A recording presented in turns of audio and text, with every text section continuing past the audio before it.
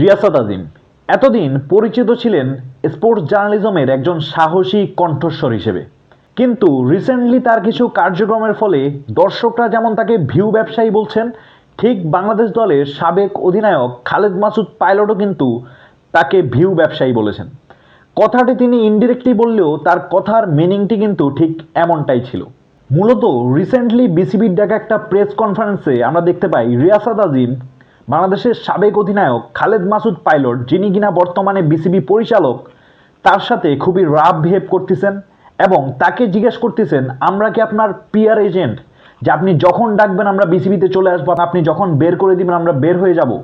এবং এর প্রতি উত্তরে খালেদ মাসুদ পাইলট বলেন, আপনার প্রশ্নের ধরন এবং আপনার বিহেভিয়ার আমার পছন্দ হয়নি, তাই আপনার প্রশ্নের উত্তর আমি দিতে যাচ্ছি না। এবং এই বলে তিনি সংবাদ সম্মেলন ত্যাগ করেন। মূলত রিয়াসাত আজিমের এই ধরনের এগ্রেশনের কারণ হচ্ছে বিসিবি কিছুদিন আগে একটা ডিসিশন নিয়েছিল, এখন থেকে সাংবাদিকরা যখন তখন মাঠে প্রবেশ করতে পারবে না, বিসিবির আমন্ত্রণ এবং বিসিবির পারমিশনেই শুধুমাত্র তারা এখন মাঠে প্রবেশ করতে পারবে। এবং এই ডিসিশনটা আমাদের সাংবাদিকদের গায়ে কাটার মতো চুবেছিল। তারা এই ডিসিশনটা কোনো মতেই যেন মেনে নিতে পারতেছে না। যদিও বিসিবি অজুহাত দেখিয়েছে নিরাপত্তার কারণে তারা এই ডিসিশন নিয়েছে, এটাই ছিল বিসিবির সবচেয়ে বড় ভুল।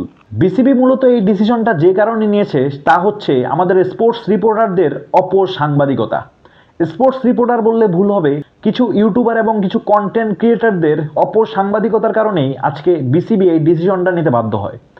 আপনি খেয়াল করেন গত 4-5 মাসে অথবা বিগত 4-5 বছর আমাদের স্পোর্টস ইউটিউবার অথবা কন্টেন্ট ক্রিয়েটাররা যেই ধরনের অপসাংবাদিকতা করেছেন, এই কারণেই হয়তো বিসিবি বাধ্য হয়ে এই ধরনের ডিসিশন নিয়েছে। তবে বিসিবি যে ভুলটা করেছে, তারা সরাসরি এই কারণটা না দেখিয়ে তারা বলেছে যে নিরাপত্তাজনিত কারণে। এই নিরাপত্তাজনিত কারণটা বলার কারণেই রিয়াসাত আজিম এই ধরনের কোয়েশ্চেনটা করেছে যে সাংবাদিকরা কি বাঘভাল্লুক, যে আপনারা সাংবাদিকদেরকে ভয় পান, তাদের কাছ থেকে আপনারা নিরাপত্তা চান। আসলেই কথাটা কিন্তু এখানে ধরা যাচ্ছে যে সাংবাদিকদের থেকে আবার কিসের নিরাপত্তা।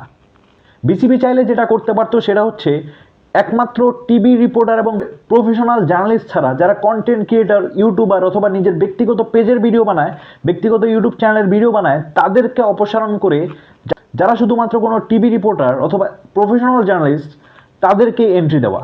আপনি খেয়াল করবেন বিসিবি যে ইন্টারভিউগুলো দেয় সেখানে শত শত মাইক্রোফোন থাকে, শত শত ইউটিউব চ্যানেল, শত শত ফেসবুক পেজ, যার কারণে মূলত বিসিবি এই ধরনের ডিসিশন নিয়েছে বলে আমি ব্যক্তিগতভাবে মনে করি এবং অনেকেই কিন্তু তাই বলতেছে। এবং রিয়াসাত আজিমের যে বিষয়টা, তার যে অ্যাটিটিউড অথবা তার যে বিহেভিয়ার, তা কোনো মতেই কাম্য ছিল না। রিয়াসাত আজিমকে আমরা সবাই চিনি স্পোর্টস জার্নালিজমের একজন প্রতিবাদী কণ্ঠস্বর হিসেবে।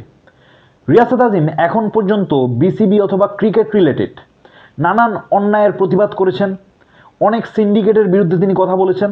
এই ধরেন জাহানারা আলম নারী ক্রিকেটার, যার প্রতি একটি অবিচার হয়েছিল, সেই সত্যটাও কিন্তু সবার আগে রিয়াসাত আজিম তুলে ধরেছিল। তাছাড়াও আরও অনেকের সাথে অনেক ধরনের অন্যায়ে তিনি প্রতিবাদ করেছেন সবার আগে। তখন কিন্তু আপনারা সবাই তাকে বাহবা দিয়েছেন এবং আপনারাই বলেছেন রিয়াসাত আজিম একজন সাহসী সাংবাদিক। কিন্তু রিসেন্টলি তার কিছু কার্যক্রম এবং বিহেভিয়ারের কারণে তিনি দর্শকদের কাছে ভিউ ব্যবসায়ী ট্যাগটা পেয়েছেন এবং এর জন্য কিন্তু তিনি নিজেই দায়ী। একটা জিনিস খেয়াল করেন, তিনি কখনো এটার প্রতিবাদ করেননি যে আমাদের সাংবাদিকরা সাংবাদিকতার নামে কতটা অপসাংবাদিকতা করতেছে। এই যেমন একজন প্লেয়ারের কয়টা গাড়ি, কার গাড়ির দাম কত, কোটি টাকার গাড়িতে এলেন শামীম হোসেন পাটোয়ারি, 1 লাখ টাকার বাইক নিয়ে এলেন রুবেল হোসেন, নতুন হেয়ার স্টাইলে সাব্বির রহমান, এই ধরনের আরও নানান ফালতু নিউজ। এক প্রকার ক্রিকেটের সাথে রিলেটেড নয় এমন নিউজে ভরা অনেকগুলো এমন সাংবাদিকতা করে, এমন হয়তো অনেক রিপোর্টারই ঘুরে বেড়ায় বিসিবিতে। কিন্তু রিয়াসাত এই বিষয়টায় কথা না বলে উল্টো বিসিবির এই পদক্ষেপকেই প্রশ্নবিদ্ধ করতেছেন। বিসিবি কিন্তু ক্লিয়ারলি বলতে পারতো এই ধরনের অপসাংবাদিকতা যারা করে তাদের জন্যই আমাদের দরজা বন্ধ, কিন্তু বিসিবি সেটা করেনি। বিসিবি যেটা দেখালো নিরাপত্তা ইস্যু। এবং সাংবাদিকরা তো তাহলে এই ধরনের প্রশ্ন তুলবেই যে সাংবাদিকরা কি বাঘভাল্লুক, যে তাদের কাছ থেকে আপনাদের নিরাপত্তা লাগবে।